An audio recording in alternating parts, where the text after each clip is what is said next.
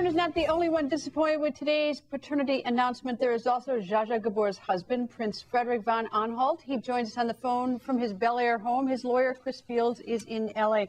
Prince Frederick, is disappointment the word to describe how you feel tonight? The proof being that it's Larry Burkett who is the father and not you?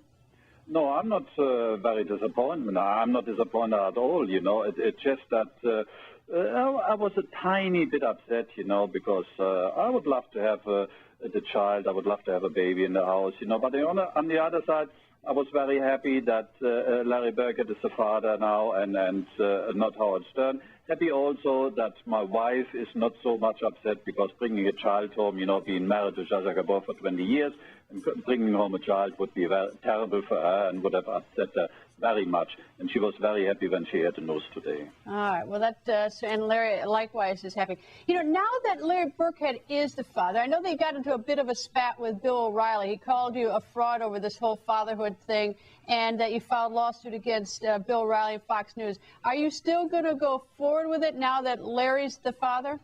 Well, you see, if I don't know why. Let me interrupt. No. Wait a minute.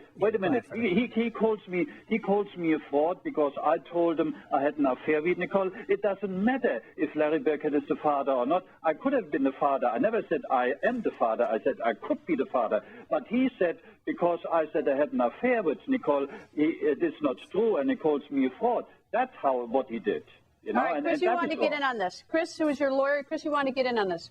Well, I just wanted to caution Frederick on saying too much out of the legal sphere. We're proceeding with the process. It remains to be seen how far we'll take it, but we are very serious about the suit. You know, Chris, it's very interesting because, as I understand the lawsuit, the prince said that they didn't like being called a fraud, that reflected on his credibility. And when I'm a little fixated on the whole fact that, you know, that he's worried that his word isn't any good anymore. Yet he publicly comes out and says that when he said, I do to Zsa Zsa Gabor 20 years ago, that apparently his word wasn't good there either because he had an affair. I tell you, I want to tell you something. Go ahead, Prince. I want to tell you something. If when we go to court, if I see Bill O'Reilly in court, and I will prove, then I will come with witnesses and also places where I was with Nicole. Right now, there is not a fight. If I get into a fight, I bring you the proof. And then Bill O'Reilly will look stupid there. I'm telling you that right now. But on the other side, Bill O'Reilly has one choice, you know, either I see him in court or at least he apologizes. All right. Well, Peter, Prince, if you want to bring the proof to me, I'll be happy to put it on the air. No, I'm going to bring it to court. All right. Well, okay, bring it to court then, whatever. It certainly is an interesting lawsuit, to put it lightly and gently.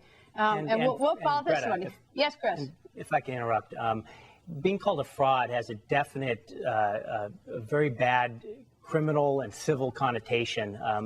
Being called a philanderer, is something totally different. You know what, Chris? I think being called a philanderer, I think that's lame. You know, it says that when you say, I do, that your word is no good. I mean, I don't know, maybe call me old-fashioned. Well, we have a lot of public and media figures who, unfortunately, they cheat on their spouses, and it's an unfortunate fact of our pop culture, if you will, or current state of affairs. That's good for another whole show. Well, you and the Prince now have to do another whole show on that one. Anyway, Prince, thank you for joining us again. Chris, thank you as well. Okay, Coming up. Thanks for having me.